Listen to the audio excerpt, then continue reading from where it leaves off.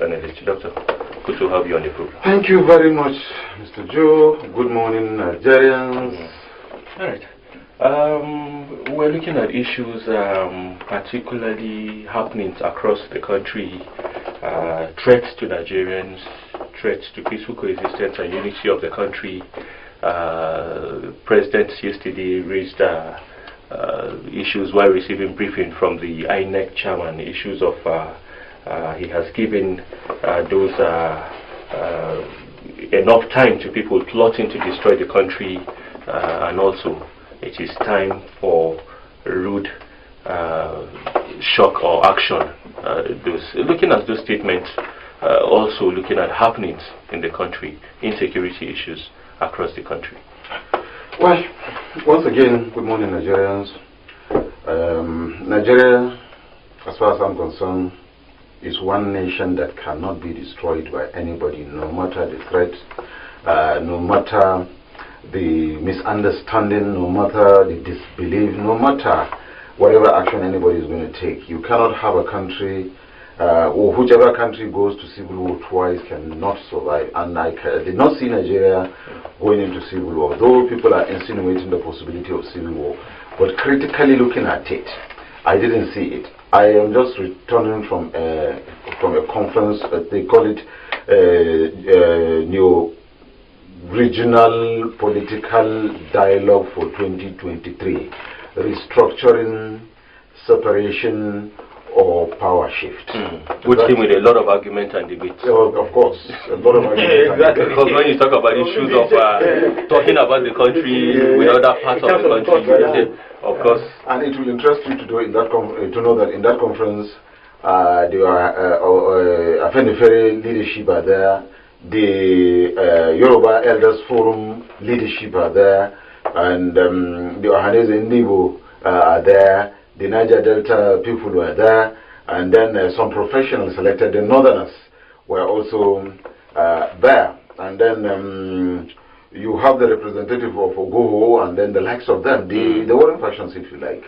And it was a very serious argument, a very serious disagreement as well. But everybody tried to, as much as he can, make the position of either socio-cultural organization or region known. And there I understand a lot of hypocrisy, just like I met Aliyu Ibrahim discussing here. I discovered a lot of hypocrisy playing down in this country. I also realized that some of the things that were said or the actions taken are not really taken because they really mean to take that action. I just realized that it was all these things were meant for a negotiation. They are just a bite for negotiation. They are just things that they are trying to do to buy attention and as well as negotiate when it comes to the because even the world over, you go to wars, you end up in a negotiating table. So there's sound of wars and what have you. Unfortunately for the IPOB or ASN members, like Ibrahim was saying, they didn't really get the picture. They are not in the real picture. They are taking it for, they are violently taking their own action wrongly also. The application is wrong. They started with the killing of, if you like, Northerners, the killing of Fulanis, then later to, if you like, Northerners, and now they are killing back themselves. They are killing their people. You don't speak, once you speak as an evil man, and then you highly placed, they go and kill you and burn your house. And this trend, if it continues, he rightly put it, they are going to destroy the economic base that they are having. That is to say, they are well known to be industrious, they are known to be commercially vibrant. And with what they are doing and the way they are going, I can see they are getting to the end of the tunnel. That is on their own part. On the part of the Afeniferes, like I said, it was not an issue of we want Nigeria to go. It is an issue of we want restructuring or power shift, or you know, the separation comes last. Whenever the discussion is coming in, the separation comes last. And when it comes to the issue of discussing the separation, you discover that outrightly there, the Yoruba Elders Council leadership said they don't believe in separation. They believe in one Nigeria. They only want a negotiation to take place. Now, this is it. And in the north, like we all know, it has gotten to the level where before in the north, what we are afraid of is for anybody to mention separation or succession or disintegration. We don't want to hear that, because I don't know why we are like that, but that is the way we are. We didn't want to hear such things. But it has gotten to a level where a northerner, if you speak to any northerner on the street of Nigeria today, either he lives in the east, in the south, or is in the core north, he will tell you that enough is enough. It is time for us to go our way. That is it. And I also said that I was privileged at that meeting to speak. And what I tried to bring to the attention of the other part of Nigerians are, one, it is with the money of North, it is with the northern money that a research was carried out to discover that there's oil in the east. First. Second, it is with the same northern money that those refineries were built.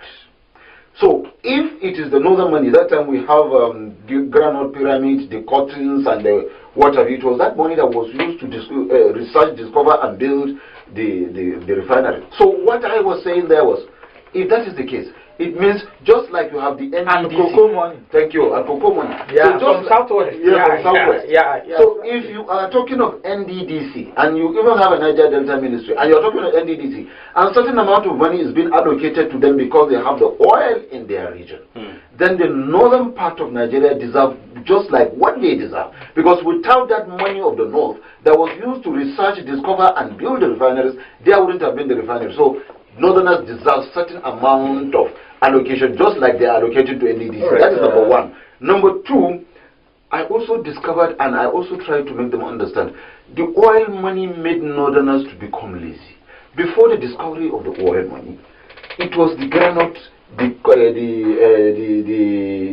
cotton, and the cocoa, of course, across the region. But immediately that was discovered, all of us went fallow, and they were waiting for that allocation. That was why even the governors in the north today are concentrating on monthly allocation instead of harnessing what God has so blessed us, most especially in the northwest. Now, if you go back to the oil itself, we have it between Bauchi, Gombe, and Taraba State, and in large quantity. And it will interest you to know that it's even more qualitative than the one we have in the southwest. Doctor, you're gradually taking us to the Afenifere and Indibo Middle Belt Forum, presided over by elder statesman Chief Edwin Clark, insisted that the country needs urgently a new constitution and not amendments to the current constitution.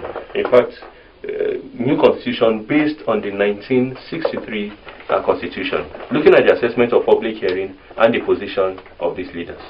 Well, first and foremost, like myself and Ibrahim disagree with you, I am going to say it clearly. There's nothing like middle. Well, I was not in the meeting. No, it's not you now. I'm not talking to you now. Leadership, yes. I'm talking to those leaders that constitute that thing and give it that name. First and foremost, there is no middle and there is no belt. What we know is there is not central. That is what the geopolitical arrangement reads right from the beginning until the end. So it is governmental that it is not central. So for anybody or group of few people to come and change the name and give it another name, middle belt, I think they are just, that is the beginning of their failure on the public hearing should give that opportunity. Yes, to make that presentation. The public, naturally the public, but if I am part of the leadership, the structure that will give room for the discussion, I will not accept anything that is called middle belt, because there is no middle belt in Nigeria. If I am part of the leadership that will listen or attend or accept any document from anybody in terms of regional discussion or national discussion or state discussion or even a local discussion, I will not accept anything called middle belt, because there's nothing like middle belt in Nigeria. Okay, but I can accept North Central. That is number one. Number two, going back to a group discussion by these people and then coming up with a certain position and comparing it with what is happening across the state as you move for a discussion, and then Nigerians are calling for a new constitution. I think it is ripe that Nigerians need to sit and come up with a document that will guide their life and living as a country, as a people, that you can call a new constitution. I think the amendment is, though the amendment is an attempt of the National Assembly to listen to the cries and hues of Nigerians over the way Nigeria is being governed, the structure, the whatever you want to think of as far as Nigeria is concerned. But that was an effort of the National Assembly, which by constitution it is their responsibility to come up with all these things and do the necessary amendment and arrangement, then for the executive to assent to for it to become a law. But here I want to make the National Assembly understand that I think the thinking of Nigerians has gone beyond the National Assembly and the arrangement that the National Assembly are putting now. Nigerians are looking up to the executive, they are looking up to the president to come up with a template that will bring all Nigerians together. What I mean by all Nigerians, representatives of Nigerians, tribe, religion, state, region, to come and discuss Nigeria as Nigeria and find a solution to the problems of Nigeria as being envisaged by Nigerians themselves. I think if you do that, you will be calming down a lot of nerves. Yes, at the end of the day, when you do that, three things are likely going to come up. Talking about calming nerves, you don't see the public hearing or the national public hearing now being assembled by the bicameral house? Yes, calming nerves. Well, yes, it is to an extent going to assist. Because the hearing part of it's among other things to calm nerves and also give that opportunity for Nigerians to contribute towards better governance. Mr. Joe, Nigerians are fully aware that when you do things with the National Assembly, they are now doing a public hearing. After the public hearing, they go and assemble the document.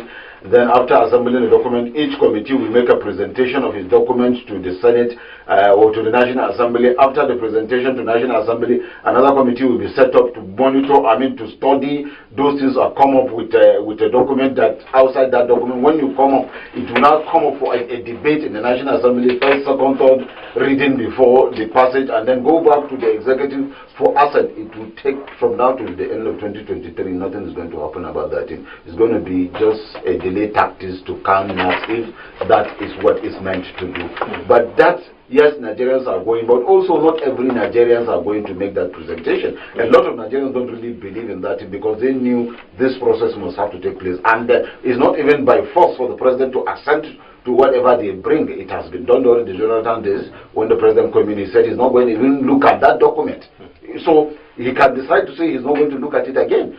But if it's going to be a joint thing between the executive and the legislature to say, okay, the legislature are already doing it, let them approach the executive to encourage them to make to agree that let it be a teamwork, let it be a national discussion arranged by both the states, by both the legislature and the executive to come and discuss Nigeria. If you do that, Nigerians will have the belief that yes, this is going to go through. And if they really want to do it, it can within the next 6 months. The arrangement, the coming together can take place. The discussion will take place. The document will come up. The debate in the National Assembly will take place, and then the passage and then the assent by the president can take place. Will Nigerians also have confidence if the same representatives they accuse on their behalf are coming to speak or represent them? But you should know that I am a common man. Ibrahim is a common man, and we are here expressing our views and opinion. Honestly, Doctor, we need to conclude. Okay. Issues of restructuring on one hand, issues of a new constitution or amendment of the 1999 constitution on one, regions also, of course, coming up with their. So now quickly, I will quickly and briefly discuss the meeting of the inter-ethnic and inter-regional dialogue that we had, where, like I started saying that I discovered that it was not intended actually to the whole thing that is going on is not actually intended because a lot of Nigerians want to go their way, but it's because we want to. It's a blackmail and bargaining tool. It's a blackmail and a bargaining tool that is being used. And most especially since we've discovered it's a blackmail and a bargaining tool that is being used, we refuse to be blackmailed, and nobody is going to push us to the wall to force us to say or do what we don't want to do, just like no region will force any other region. And we still believe that Nigeria will continue to exist as a nation. Yes, there should be room for discussion. Let us come to a round table, discuss Nigeria, find a solution to whatever problem we think we are having, but nobody have a monopoly of power, nobody have a monopoly of knowledge, nobody have a tactics to twist anybody to do anything like it used to do in the past. Now, agitations, uprisings, call for secession, separation, or what have you, every region, most especially in northern Nigeria today, that in the past we don't want to hear such. Now we are ready for separation, we are ready for secession. Once you want it, we are ready to leave. Let Nigeria go. But even if Nigeria goes, northern Nigeria will still answer Nigeria. Why? Because in the north you have three regions. You have northwest, northeast, and north central. Even if for any reason you have some people in north central that want to leave the northern arrangement, they are just going to be one or two states. Okay. So we hope we don't get to that. We will never get to that. We believe in Nigeria. Nigeria will still exist, but we are only giving an example where it happens that way. The northern Nigeria will continue to answer the name Nigeria. The Niger Delta people will not go with the Igbo. Go and write that. And the Igbos will separate into states if it happens. The Yorubas can never go as a team, because you have the Ogogo faction, you have the Ghanaian faction, you have governors supporting Ogogo, you have governors supporting Ghanaian. If that happens, they are also going to be a two Oduduwa state. So the best bet for you is one Nigeria. Yes, we have a problem. Let's discuss our problem. Let's find solution to our problem. Let's come to a round table. If it means constitutional review, let's review the constitution and then let Nigeria go on.